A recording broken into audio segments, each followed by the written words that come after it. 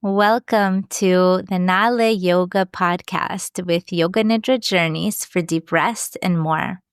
This is Ruthie Eisenberg, and I'm glad that you're here today because we have a very special guest on our podcast today, Evalee Gertz. And I'm super excited to be talking with her. Evalee has been a Hatha yoga teacher for over 15 years. She's traveled extensively all over the world, teaching yoga, performing. She's an artist, a dancer, an entrepreneur, a journeyer. and I'm super excited to hear about her life and her experiences. And I hope that you and I, all of us together, can be inspired and learn from her. So, Evalee, welcome. Thank you. Thank you so much for having me. I'm really excited to be here and connecting with you. Yeah, me too. Was there anything that I missed from the list of things? Oh, gosh, I don't even know. I mean, it was a lot. I was like, when I hear it back like that, I'm like, Yeah. wow. Yeah, it was a pretty long list.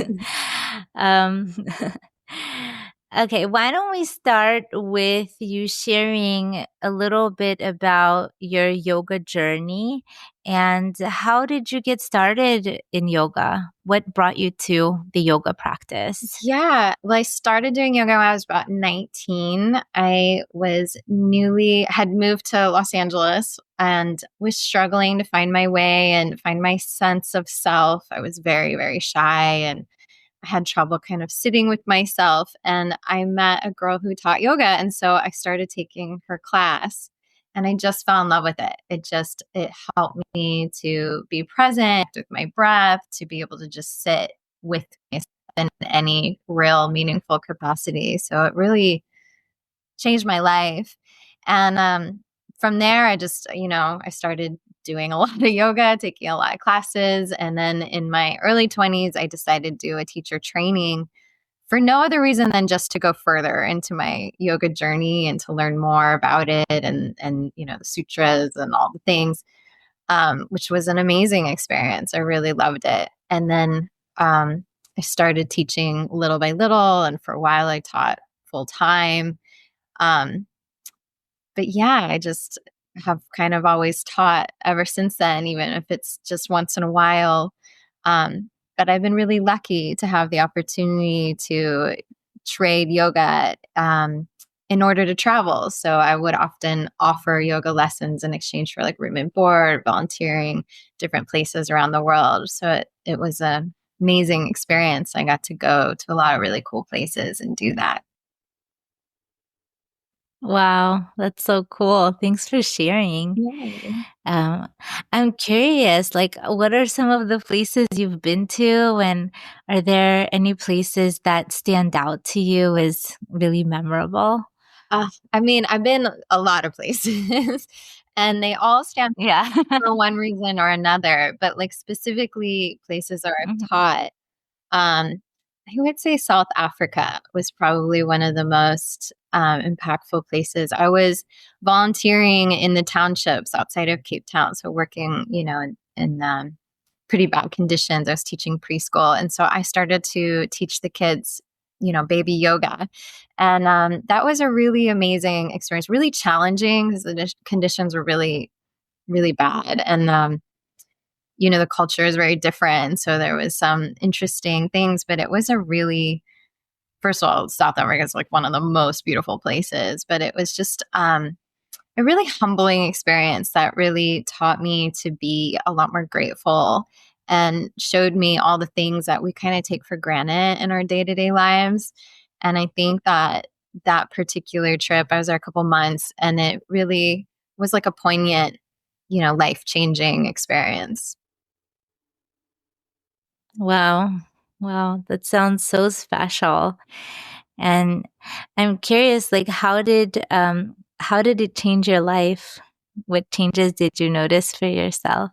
Well, like I said, it made me realize the abundance and the luxury in which we live, especially here in the United States, but just kind of in our Western culture in general, Yeah. that we have so much and Mhm. we take so much for Yeah. granted. And we just don't have the gratitude for how, beautiful and luxurious our lives really are. And, it was like little things like, oh yeah, there's toilet paper in the bathroom. Like that's a thing that, doesn't exist in certain places. And it's like simple things like that. It's like, Mhm. wow, our lives really are so much better than we give it credit for. So I think that just changed my Yes. perspective moving forward, made me feel a lot more Mhm. grateful for the little things and to remember to take note Yeah. and um, and count the little things that we tend to just forget about. Yes, that really resonates. That is so true. And, the gratitude and the not taking little things for granted, like that's just it. I I started off my life in Russia, so there also like toilet paper was not something to be taken for granted. Um, you can't expect that to be available in public bathrooms. So it's and all these little things that we have in the Western world. It's yeah, it doesn't exist everywhere. So it's good. It's a good reminder to not take the little things for granted.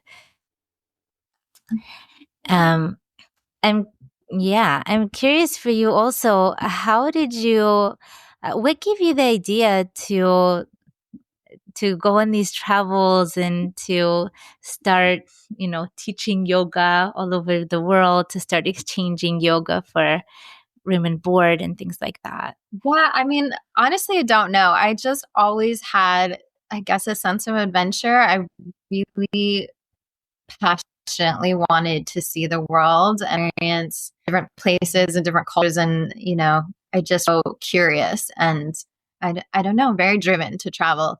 And I feel really lucky that I had yoga because it allowed me to do that in a really cheap way that also like really dialed me beauty everywhere I went. So that was really special too, because I got to Mhm. experience kind of more of what it would be like to live in that place rather than just passing through as a tourist. Um, but yeah, Yeah. I think it was just this sense of adventure, it's just wanting to see as much of this great big beautiful planet that we live on and all these amazing different types of Mhm. people and learn what I can and see what I can and experience as much as possible. Yeah, that's amazing. I love how you're speaking to the way that yoga is something that is so connective. It is a bridge between people and a bridge between different communities. It's amazing how yoga can just be this vehicle that you bring with you everywhere and make these connections with people and with places beyond the surface level of tourism, really living in and experiencing the soul of the community, as it sounds like. Yeah, I think that's one of the really special things about yoga. And, the other thing is that it kind of teaches you to sit with yourself, to have permission for yourself, to kind of take your ego out of Mhm. things, allow yourself to be the beginner. Those are all part Right. of like practicing yoga. And so, like, when you take that out into the world, it changes the way you interact with people and connect with people as well. Yeah, definitely. I found also that yoga it just helps to be more centered and more like surrendering to the experience of whatever is happening Absolutely. without being too like controlling or um it really boils down to trusting yourself, trusting another person, trusting the universe, everything will be okay. Yeah. So I mean, I still struggle with that, but yes, it does for sure. don't we all? Yeah. I think eventually like that's like the road that we go on. But of course, it's not all at once and Well, it's it's not a linear journey. absolutely, and it's like most permission we were today without comparison to yesterday or where we wish we were where we want to be tomorrow, right? It's trying to like have grace for ourselves and Right. allowing ourselves to be where we are, which some days it's easier to do that than others. Totally, totally. So, what are some of your places to be where you are? Are there certain activities or spaces that you feel like your soul really comes alive when you're there? That's an interesting question. I guess for me, Yeah. I feel most alive when I'm in an act of creation. So, I paint. I was a Mhm. professional dancer for a long time. Um, those are the moments I think that just like yoga, where you're the most present, you're not thinking about anything else, and you're just in this, connection with, I don't know, your higher self, whatever you want to call it, the universe. And you're Mhm. just allowing whatever happens to happen. Those are the moments that I feel most alive. Yeah. Like, especially when I'm dancing or painting, you can kind of just let everything else slip away and just be totally engulfed in that moment. And also when I travel, like when I'm Mhm. somewhere new, the excitement of getting to see as much of it as possible in the limited amount of time I have being there also can like really light a fire in me, like make me, I don't know, jump out of bed ready to go, which is a lot harder in my day-to-day life with all the, responsibilities and to-dos. Yes, totally. That is so relatable. It, when we're in creativity, it's like this state of flow, Mhm. and the energy just rises. So it's different if we're in just the day to day routines. How can I ask? How did you get into painting and dancing? Some of these creative sides to you. I've done them my whole life. Like, yeah, when I was a little, when I was really little, I ever wanted to be was a ballerina, which is funny because I actually didn't do ballet in my career.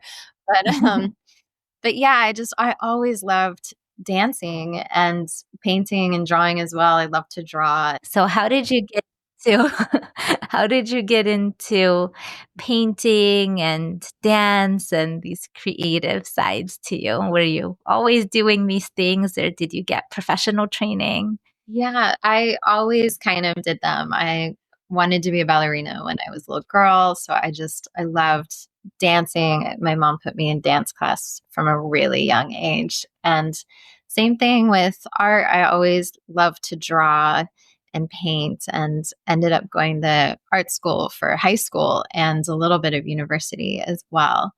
Um, so yeah, I just kind of always did it.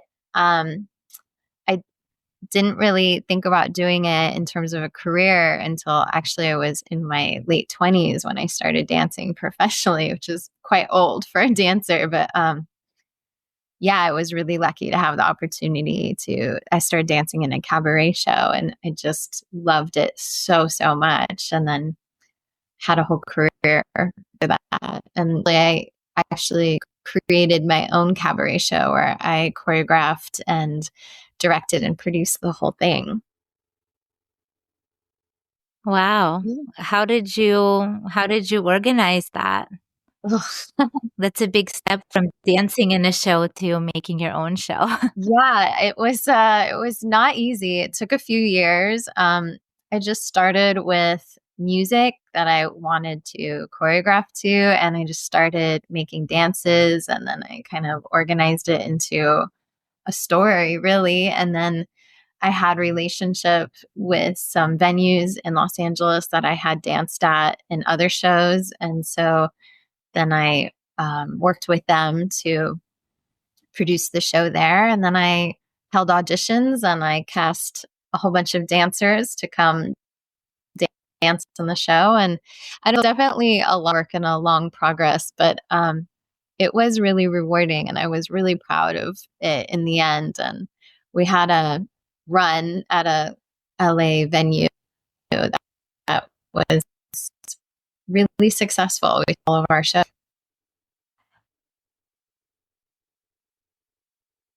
Wow, that's amazing. Um, You're like a Renaissance woman. That's So let's shift gears a little bit and talk about sleep. Um, Maybe you could start sharing a little bit about how did you get interested in sleep? I know that you have your own company where you designed the sleep mask and different sleep aids. So, how did you get interested in sleep well, to be and helping people get better sleep? yeah, I mean, I was never a great sleeper, but through yoga and dance, I think I was very interested in yoga gives you this like very close relationship with your body. And so I think I from a very early age was really interested in like how to have optimal wellness in my body and how to feel better and perform better. And I could tell, if I was tired that my yoga practice wasn't as strong and then when I started dancing even more so, it was really apparent. Like if I didn't sleep well, then my good. And that of industry that, if I was auditioning for a show or something, it could make or break whether or not I got hired, just depending on how well. So, um, Mhm. I wasn't just interested in sleep. I was interested in diet and inflammatory things and, just overall kind of anti-aging and wellness so that I could have peak performance and kind of maintain my competitive edge in the industry. But it became really apparent that sleep was kind of the cornerstone. And I looked into a lot of ways to optimize sleep. I mean, there's so many benefits to getting good sleep, but one of the things I found is that sleeping in total darkness has some of the biggest benefits. So, it lowers your risk of obesity and depression. It helps regulate your hormones, it increases longevity. It's good for your heart, it's good for your brain and your memory, your alertness. All of that is affected. And sleeping in darkness has this really impactful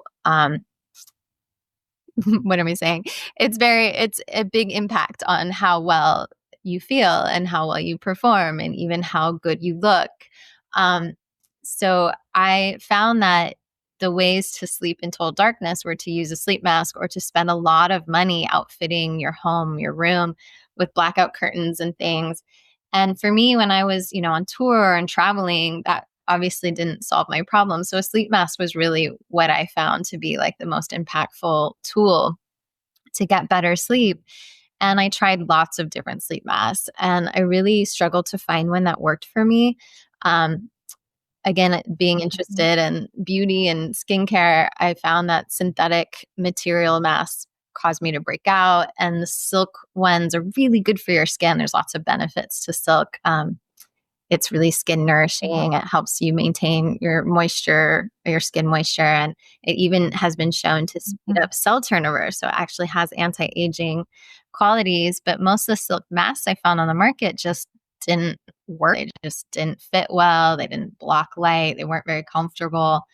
So that's when I decided to just create my own. And because when obviously the mask I created, I love. It's the only mask I've ever used that really works for me, that fits really well and really blocks out light. And it also has really deep eye cups, so it doesn't like smash your eyelashes because I have pretty long eyelashes.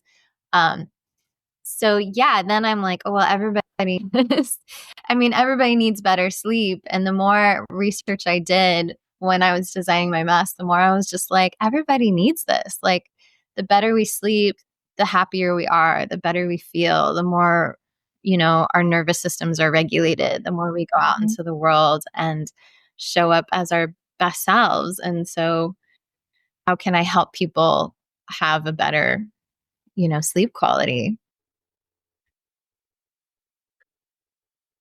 Yeah, wow. Thank you for sharing about that. That is so true. People's sleep is just very, very impaired by and large. So you're right. There's so many different tips and tricks to optimize sleep. And different things will work for different people, but what you're describing, sleeping in total darkness and the benefits of that, sounds like something that's so basic and so intuitive that, it's much more basic than taking supplements and doing things that require more effort. But it's interesting, like even sleeping in total darkness, which is something so basic, it sounds like it's not that easy to do. So, Yeah. um, Well, in today's society yeah. with our technology and everything, like we don't even really experience total darkness at all unless you like really Mhm. live somewhere very remote and you get away from, city lights and urban life, Yes. And so and then, our TVs, our phones, our tablets, our computers, like they all put off this blue light, which is um, very Mhm. stressful for our brain and our eyes, but it also suppresses melatonin. And so, like, all this light we're just always inundated with. And our eyelids are really thin. Like, they're not meant to really block out light, but we are meant to sleep in total darkness. Like, if you look at evolutionary times, then you see that Mhm. such a simple tool is like one of the cheapest and most impactful like return on investment that you can get if you're really looking to optimize your sleep. There's lots of other tools and tricks you can do that will help, but I do think like the one thing that you're going to get the biggest return on is investing in a good quality sleep mask. Yeah, something so simple and so Yeah. basic. It's funny because I was actually thinking about you before this show. Last week, I was traveling on an airplane and it was an overnight flight, and they gave out these sleep masks, and it was just so uncomfortable. I could see everything right underneath, right underneath the mask. And it was just such an uncomfortable mask. I ended up taking it off and just closing my eyes and doing Yoga Nidra on the airplane. But, it's interesting because such a simple tool can really make a big difference. But it has to be done right. Like you said, not all sleep masks are the same. Yeah. And I think even especially as yogis, but I just think in general, like we think about trying to be natural and clean and toxic free and like it's Yeah. so great that the airline handed out sleep masks, but I'm betting it was like some cheap synthetic material and it might have been put together with Mm-hmm. like chemical adhesives. And then you don't want that on your skin. You don't want to be inhaling that next to your face. Mm-hmm. Like that's not good Yeah. for us. It's not good for the planet when they produce that stuff. So, switching to something Mm-hmm. that's like a natural material like silk is going to have a lot more benefits. Plus, like I said, you also have all the anti aging benefits and skin nourishing benefits of just having silk on your skin. And it's like naturally Mm-hmm. antimicrobial too. So it helps prevent breakouts as well. Oh, wow. So, yeah, it does help Oh, to like wow. have a good quality, well made, quality materials. It makes a difference.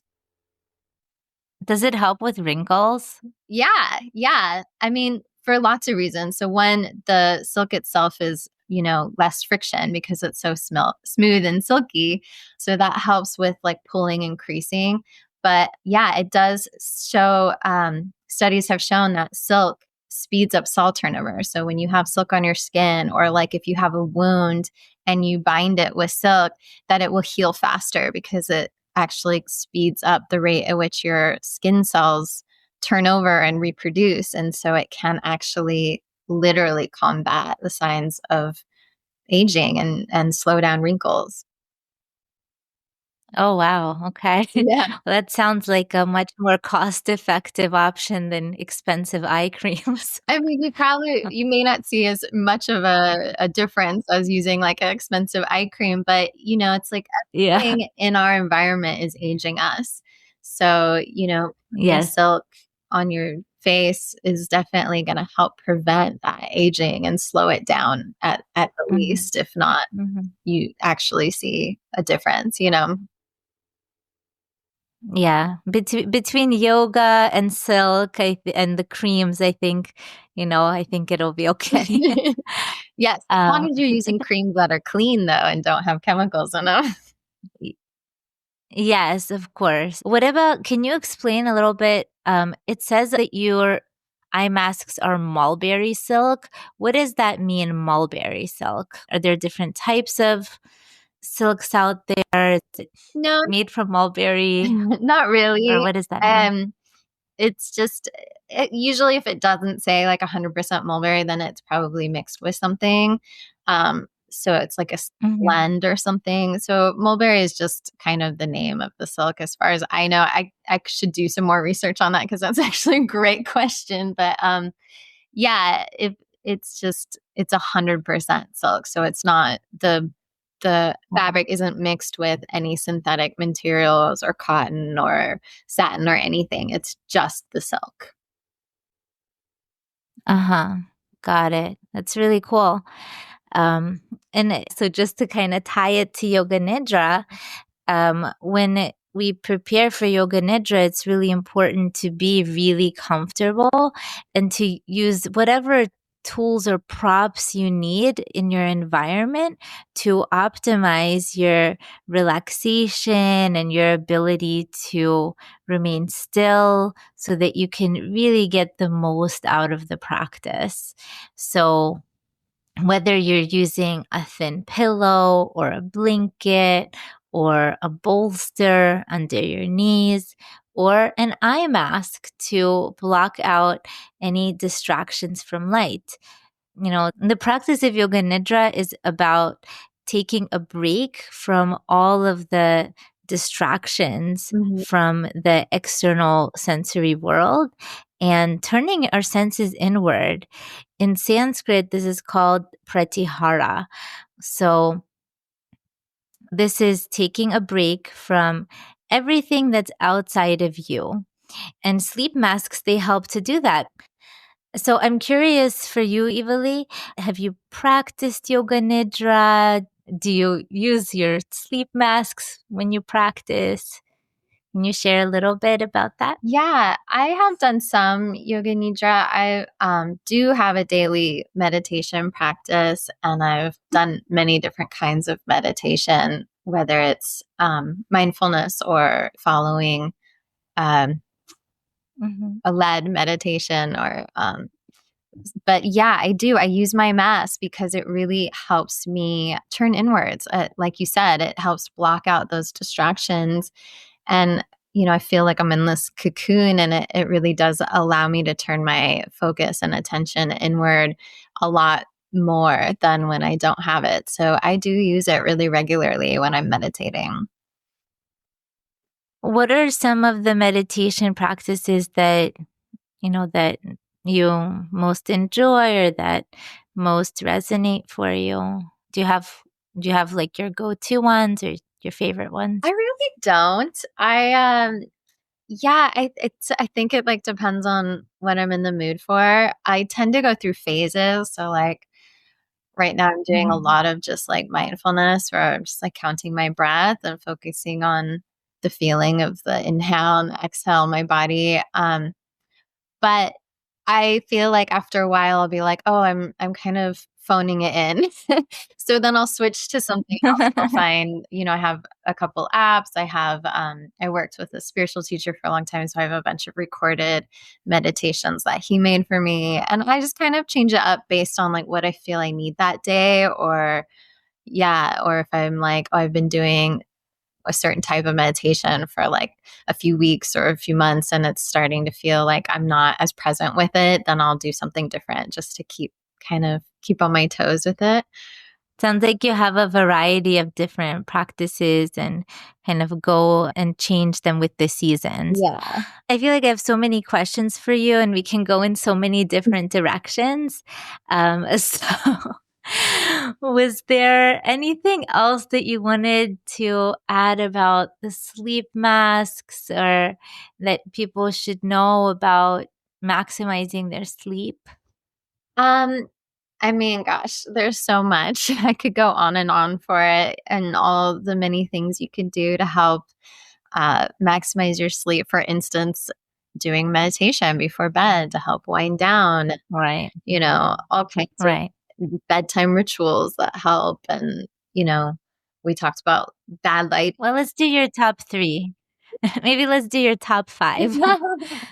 Okay, I would say top 5 would be to not use any screens for an hour or 2 before bed to try to eliminate that blue light, or at minimum get some like blue light blocking glasses. That will really help Mhm. boost your melatonin production. And definitely a soothing nighttime routine, like a Mhm. short meditation before bed, or get into bed and get really comfortable and do some deep breathing or something like that, can really help kind of quiet the mind and calm the body to prepare for sleep.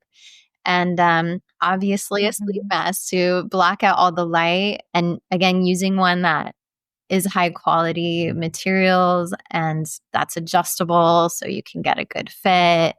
Um, that has, good coverage and deep eye pockets so you don't have any pressure on your eyes. That can all help with the comfort and light blocking ability. So um, invest in a good one. But those are probably my top 3.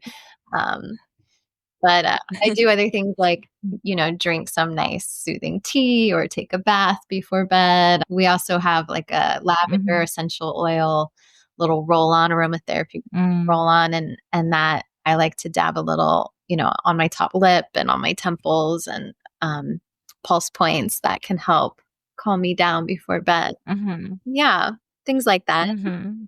Yeah. Yes, yes. I love everything that you're saying.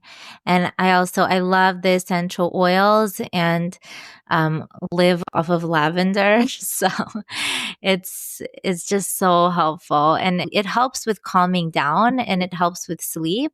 But in addition, it's also very healing and it can help with like if you have like a cut on your skin. Yeah. Um it can help with that as well. It's very cool. Yeah, if you have like a blemish, you could dab a little lavender Mhm. oil in it. It can really help.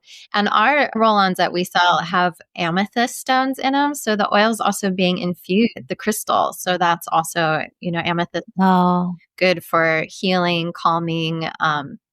There's lots of benefits of amethyst. It's known to help like increase your intuition and connect you to your spiritual realm a little bit more. So that's fun.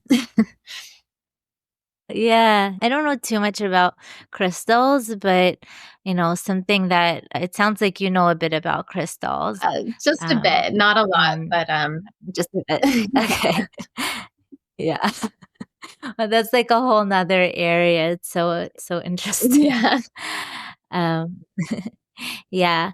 It's cool that you're also saying that meditation before sleep can help to have a better night of sleep.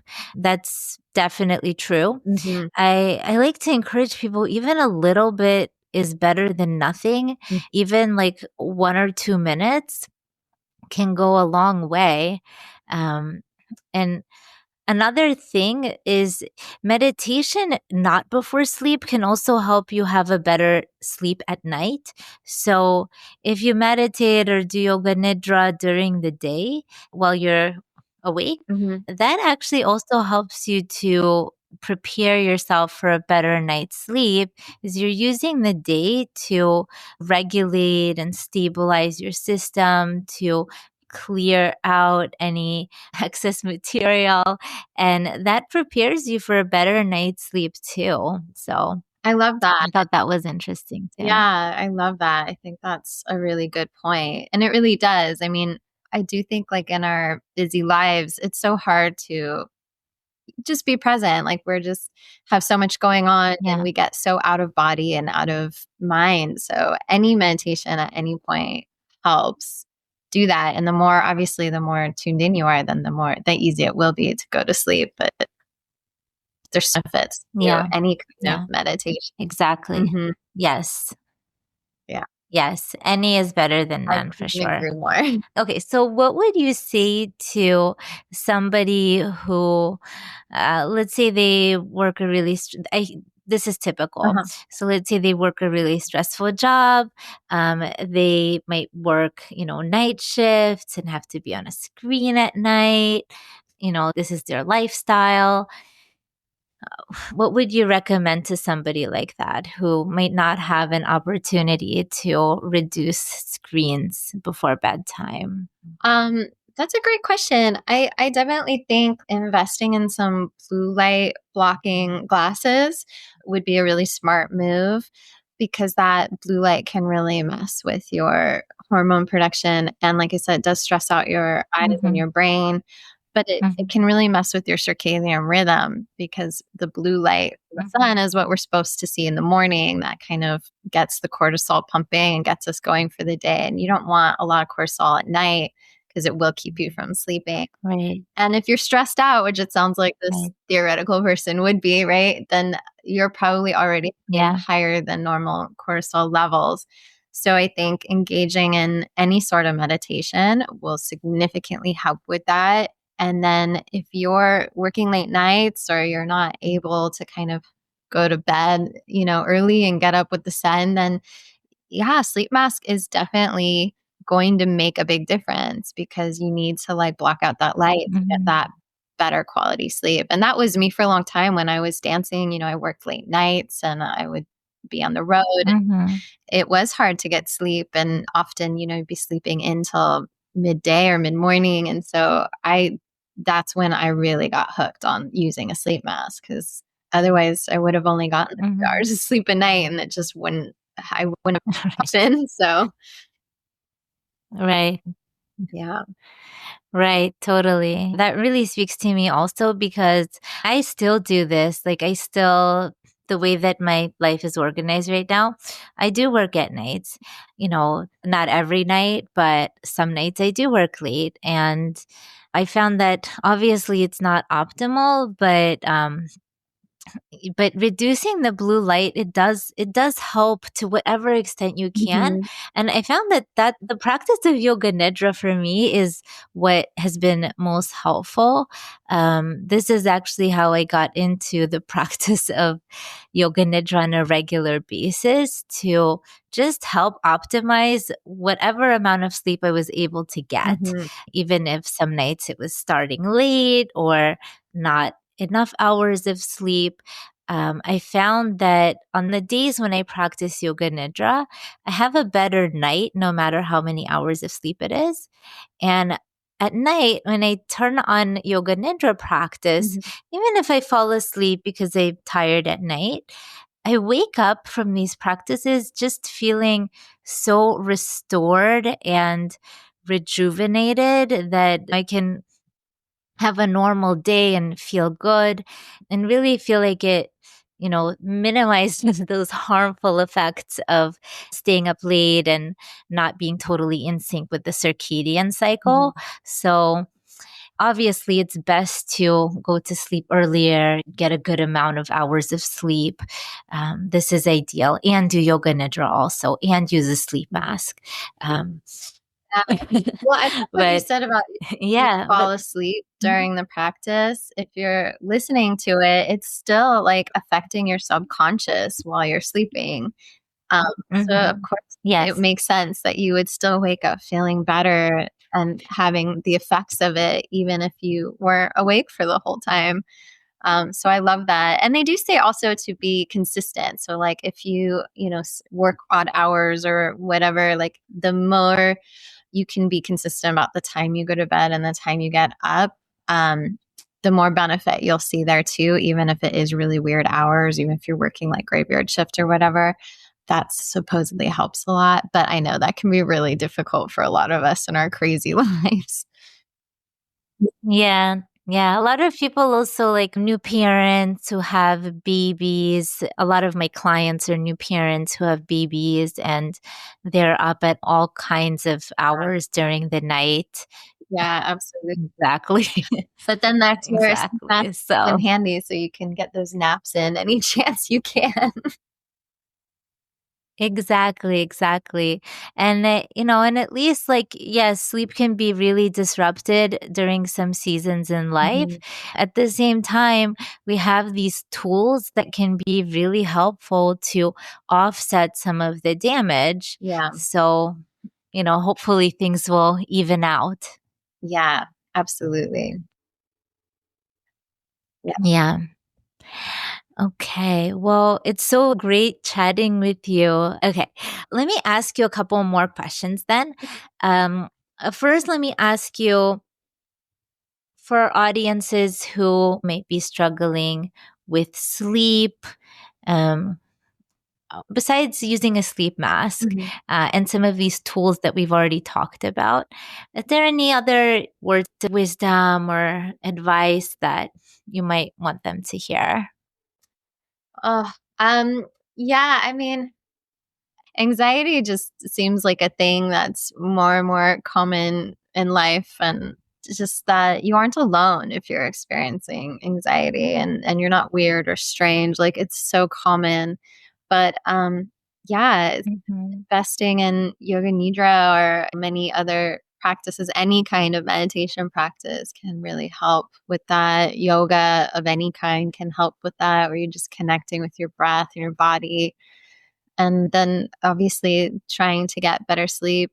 My one of my biggest self-care things is a bath. I love a good hot bath with some, lavender essential oils and some magnesium and Epsom salt, and that really helps me Mm. calm down and reconnect. And just if I'm feeling really stressed, that's usually what I'll do.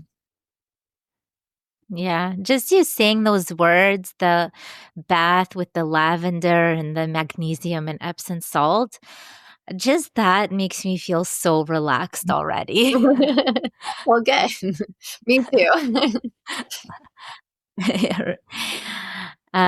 Yes, and normalizing anxiety is such a common thing. It's such a human thing, and Mhm, most people experience some form of anxiety one way or another during different seasons of life. And I really like what you're saying, that, nobody's alone in this. It's a very human thing. mhm, And thankfully, we have tools, we have practices that can also help to calm the nervous system and to calm the mind, the body, and also the soul. So, another question I had for you was, as a yoga teacher, a lot of times I hear people saying that meditation is very difficult for them. I hear people saying, like, meditation, I try to meditate, but then my mind goes all over the place and I can't concentrate and I end up judging myself for being a bad meditator. So I'm wondering relate. if there's any what's that? I said I can relate. You can relate. Yeah. Yeah. So for some people it might be easier, for some people, it might be harder to quiet the mind.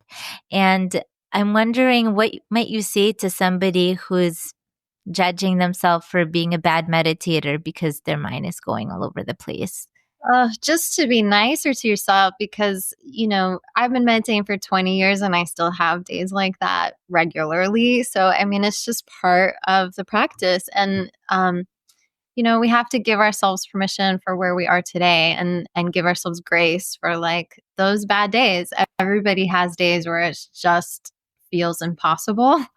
And I know I do. And, you just have to be like, okay, well, today's not my day. I'm going to sit here. I'm going to count my breath. And even if my mind's going everywhere and it just feels so hard, I'm just going to go through the motions of doing it, because, like you said, any amount is better than none. So even if you only have, 30 seconds, your whole practice of quiet mind, that's better than not doing it. But the judgment doesn't serve us. And as a yoga teacher, like, I found doing yoga was the gateway to me being able to meditate, because when I started, I couldn't sit with myself at all. I couldn't sit with my thoughts or, Mhm. any of it. But the physical act of yoga, of just like moving my body to my breath, and that really helped me quiet my mind. And the yoga itself is the meditation at that point. And then when I started practicing yoga, I would get up at Shavasana and leave, because I couldn't just lay there for those last few minutes to receive my practice. And Mm. that's really what changed for me. And just by doing yoga, it allowed me to like be able to cherish those moments, and savor them, and expand on them. And then I took that into a meditation practice. So I think the thing I have most to say is just to be easy with yourself. Nobody's perfect. There's no point in trying to be perfect. Perfection is death, and it's unrelatable anyway. It's our imperfection that make Yes. us special. So, all we can do is keep trying and keep showing up and giving ourselves permission. And it's okay if you have a bad day, and it's okay if you fail. It's not the point is to be perfect. The point is to just keep showing up and trying our best. Yes, beautiful. I resonate with everything that you just said. You just have to keep showing up. And the point is really not to be perfect, but to show up and be compassionate with ourselves. Exactly. And I liked what you said also about yoga, the movement being the meditation. And it almost sounds like, like a prayer, Yeah. if your meditation could be enacted in movement, what would it look like? Just this very intuitive, embodied way of being, Mhm. which is, what yoga is. And it makes sense also when we think about the five koshas, the five sheaths of consciousness. Um, we start with the physical body and we go through the breath, the mind, and then the deeper mind and the deeper unconscious mind, and then the soul. So it makes sense that yoga, the physical movements, can help with preparation for meditation, being in that deeper mind, that mental stillness. Yeah, I completely agree. Yeah, Yeah. that's what I love about being Yeah. a dancer too, is that, just being in your body. Yes. Yes. Okay. Need to wrap up for today. Let me just ask one last thing, which is where can listeners find you? How can they connect with you? Yeah, well, I'm on social media as Sia Silk, SIA Silk, um, on Instagram, Facebook, TikTok, YouTube. So just look us up. And then our website as well is just www.siasilk.com.